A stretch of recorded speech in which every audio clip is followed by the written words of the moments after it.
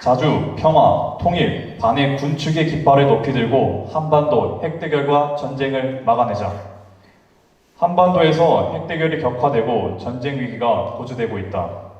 북과 러시아가 군사동맹을 복원하고 한미일도 새로운 안보협력 체계를 제도화하겠다고 공언함으로써 사실상의 한미일 군사동맹 구축 기사를 밝혔다. 이는 동맹조약은 체결하지 않겠지만 정보, 작전, 군수 등 주요 군사 분야 협력을 문서로 합의함으로써 실질적으로 동맹적 위상과 역할을 할 가능성이 크다. 아울러 한미는 소위 한반도 핵업체, 핵작전 지침을 작성하고 이를 작전계획 2022와 연합연습에 반영하기로 하는 등 미국 핵전력과 한국 재래식 전력의 통합을 비롯해 핵기반 작전계획 수립을 통한 확장 억제 강화를 꾀하고 있다.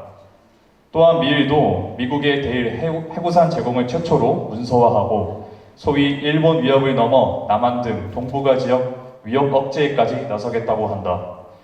이러한 한미일 군사동맹화는 호주 등과 결합하여 인도, 태평양 지역의 군사동맹으로 나아가 이미 인도태평양과 동북아에 진출해 있는 나토와 결합하여 지구동맹으로의 확장을 꾀할 것이 예상된다.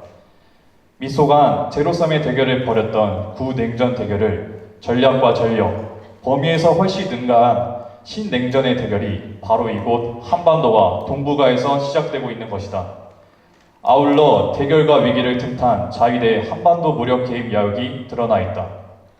고조되는 핵대결과 전쟁 위기의 끝은 바로 핵전쟁이며 이 핵전쟁이 민족 전체의 생명과 자산을 담보로 하고 있다는 것은 두말할 나위 없다. 또한 한반도 핵전쟁이 자칫 확전되어 인류의 생명과 자산까지도 절멸시킬 수 있는 세계대전으로 이어질 수 있다는 것도 부인할 수 없는 사실이다. 동맹과 확장 억제는 평시부터 잠재적 적국을 무력 위협하고 무력 위협이 실제로 무력 사용으로 비화될 가능성을 높임으로써 전쟁을 조장한다. 유엔 헌장 창설 이후 모든 동맹은 방어 동맹을 표방하고 있으나 미국, 러시아, 북은 선제 공격을 표방하고 있어 한미, 북러 동맹은 언제라도 공세 동맹으로 탈바꿈할 수 있다. 전략과 전력, 연합연습 등에 비춰볼 때 한미일 동맹이 더 공세적 성격을 띠고 있는 것은 분명하다.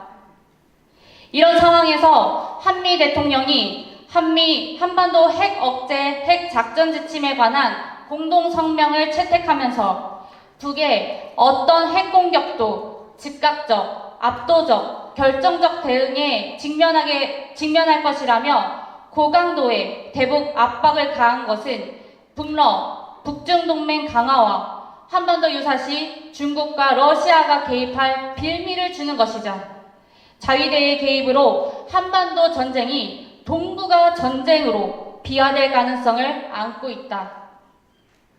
여기에 나토까지 가세하면 그야말로 3차 대전이 발발하게 되는 것이다. 그러나 설령 북이 대남, 대미 핵선제 공격에 나선다고 해도 물론 우리는 이를 단호히 반대하지만 한미가 대북 압도적, 결정적 대응을 하는 것은 유엔 헌장 51조 상의 격퇴 규정에 반하고 필요성과 비례성 원칙을 위반한 불법이자 동북아와 세계 핵전쟁도 불사하겠다는 모험주의적 발상이 아닐 수 없다. 핵동맹과 확장 억제의 강화로 한반도에서 언제라도 핵전쟁이 발발할 수 있는 핵대결과 전쟁 위기가 만연한다면 자주와 평화, 통일, 한반도 및 세계 비핵화와 군축은 질식되고 만다. 남북이 핵동맹과 확장 억제에 매달린다면 무엇보다도 자주가 설 자리가 없다. 남한은 작전 통제권을 비롯한 군사 주권과 정치 외교적 주권 행사가 더욱 제약을 받는 등 자주가 더 크게 훼손될 것이며 북한도 지금보다 더 크게 러시아, 중국 등에 의존하게 될 것이다. 남북이 핵동맹과 확장 억제에 매달린다면 평화 또한 설 자리가 없다. 한미와 북은 상호 억제의 신빙성을 높이기 위해 경쟁적으로 핵 위협의 강도를 높일 것이기 때문이다. 대결이 첨예화되어 자주와 평화가 질식될수록 분단된 민족의 통일은 기하기 어렵다. 북이 민족과 통일을 부정하고 남이 자유민주주의로의 흡수 통일을 기도하는 것은 대결과 전쟁 위기를 조장한다. 아울러 핵동맹과 확장 억제 강화는 한미와 북의 핵 의존도를 높여 핵무기 폐기를 요원하게 한다. 핵동맹과 확장 억제 강화는 모든 핵 강대국들이 그렇듯이 필히 재래식 전력 강화를 강제하여 재래식 군축의 길도 봉쇄한다. 이렇듯 자주, 평화, 통일, 반핵, 군축은 핵동맹 및 확장 억제와 상극이다. 이에 우리는 자주, 평화, 통일, 반핵, 군축의 깃발을 높이 들고 핵동맹과 확장 억제를 폐기하여 한반도 핵대결과 전쟁을 막아야 한다. 자주, 평화, 통일, 반핵, 군축은 민족과 민중의 생명과 희망, 번영을 가져다 주지만 핵동맹과 확장 억제는 죽음과 절망, 파멸을 가져다 줄 뿐이다. 동맹의 자리를 자주가, 대결과 확장 억제의 자리를 평화가, 분단의 자리를 통일이, 핵무기의 자리를 비핵화가, 군비 경쟁의 자리를 군축이 차지함으로써 민족과 민중을 죽음과 절망, 파멸의 길에서 생명과 희망, 번영의 길로 안내해야 한다.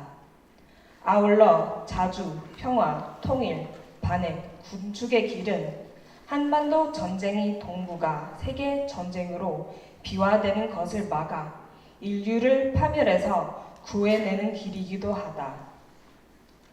이에 우리는 그 어떤 이념도 가치도 대결과 전쟁의 길을 가고자 한다면 자주, 평화, 통일, 반핵, 군축의 이름으로 이를 단호히 대척할 것이며 우호살림과 평화의 길을 가고자 한다면 두 팔 벌려 이를 적극 환영할 것이다.